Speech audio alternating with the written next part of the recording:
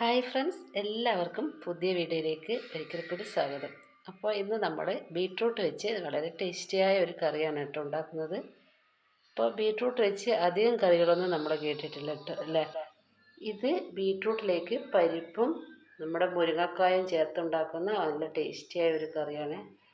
അപ്പോൾ നമുക്ക് വീഡിയോ ഒന്ന് കണ്ടിട്ട് വരാം. ഈ കറി ഉണ്ടാക്കാനായിട്ട് നമുക്കിവിടെ ഒരു അരക്കപ്പിന് താഴെ പരിപ്പ് എടുക്കണം കേട്ടോ. അപ്പോൾ പരിപ്പ് കൂടുതൽ വേണ്ട. ഇത് നമുക്ക് അതിന് കഴുകി വെക്കാം. ഇനി നമുക്ക് ഒരു ബീട്രൂട്ട് എടുക്കാം കേട്ടോ. ഇത് ഒരു ബീട്രൂട്ടിൽ 3/4 ഭാഗത്തോളം എടുത്തിട്ടുണ്ട്. ഇതുകൂടി നമുക്ക് കഷ്ണിച്ച് കൊടുക്കാം.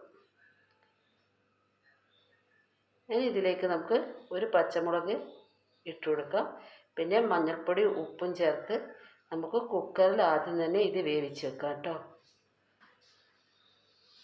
ഇതിന് ശേഷം നമുക്ക് ഒരു മുരിങ്ങക്കായ കഷ്ണിച്ച് ഇതുപോലെ ഒന്ന് ചെറുതായിട്ട് ഒന്ന് ചീന്തി എടുക്കുക കേട്ടോ. ഇങ്ങനെ ചെയ്താൽ നമുക്ക് ഉപ്പും പുളിയൊക്കെ നന്നായിട്ട് പിടിച്ചു കിട്ടും. ഇനി ഇതിന് വേണ്ടി നമുക്ക് ഒരരപ്പ് തയ്യാറാക്കണം. ഇതിലേക്ക് ഒരു 2 പിടി തേങ്ങ എടുത്തിട്ടുണ്ട്.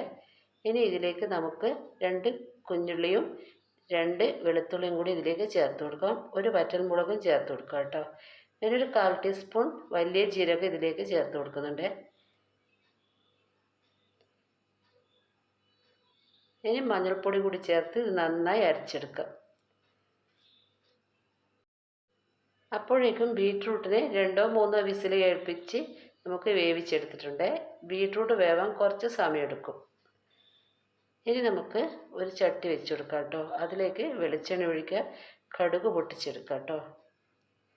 കടുക് പൊട്ടിക്കഴിഞ്ഞ് നമുക്ക് വറ്റൽമുളകും കറിവേപ്പിലയും ഇതിലേക്ക് ചേർത്ത് കൊടുക്കാം.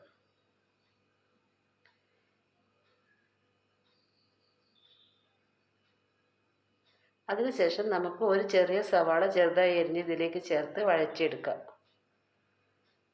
അപ്പോൾ ഇതൊന്ന് വഴന്ന് വരുന്നവരെ നമുക്ക് വെയിറ്റ് ചെയ്യാം കേട്ടോ. അപ്പോൾ ഇത് ചെറുതായിട്ടൊന്ന് വഴന്ന് വന്നാൽ നമുക്കൊരു വലിയ തക്കാളി ഇതിലേക്ക് ചേർത്ത് കൊടുക്കാം കേട്ടോ.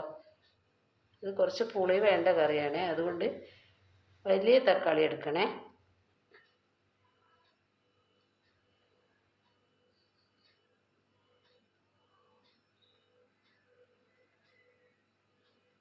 ഇതിലേക്ക് നമുക്ക് കുറച്ച് മഞ്ഞൾപ്പൊടി കൂടി ചേർത്ത് കൊടുക്കാം. ഒരു ശകല ഉപ്പ് കൂടി ചേർത്ത് കൊടുത്ത് നമുക്ക് മുരിങ്ങക്കായി നമുക്കിനി ഇതിലേക്ക് ഇട്ട് കൊടുക്കണേ.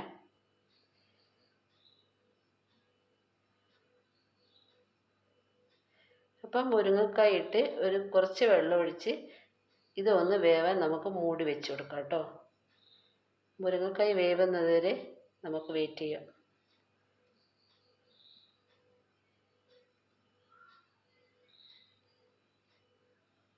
അപ്പോൾ നമ്മുടെ മുരിങ്ങക്കായൊക്കെ വെന്തിട്ടുണ്ട്. ഇനി നമ്മൾ നേരത്തെ വേവിച്ച് വെച്ച ബീട്രൂട്ടും പരിപ്പും ഇതിലേക്ക് ചേർത്ത് കൊടുക്കാം.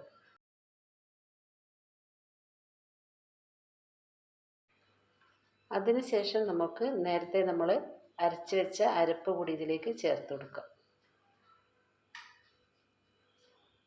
ഇനി ഒന്ന് നന്നായിട്ട് തിളച്ച് ഒന്ന് ചെറുതായിട്ട് കുറുകി വരട്ടെ.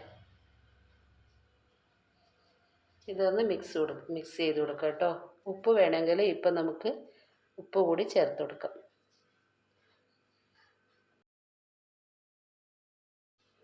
അപ്പോൾ ഇപ്പം നമ്മുടെ കറി ഏതാണ്ട് റെഡിയായി കേട്ടോ. ഇത് നന്നായി തിളച്ച് വന്നിട്ടുണ്ട്. അപ്പോൾ ബീട്രൂട്ട് കൊണ്ട് ഇങ്ങനെ ഉണ്ടാക്കാത്തവർ ഇങ്ങനെയൊന്ന് ഉണ്ടാക്കി നോക്കണേ. അപ്പോൾ ഈ വീഡിയോ ഇഷ്ടമായ ലൈക്ക് ചെയ്യുക, സബ്സ്ക്രൈബ് ചെയ്യുക.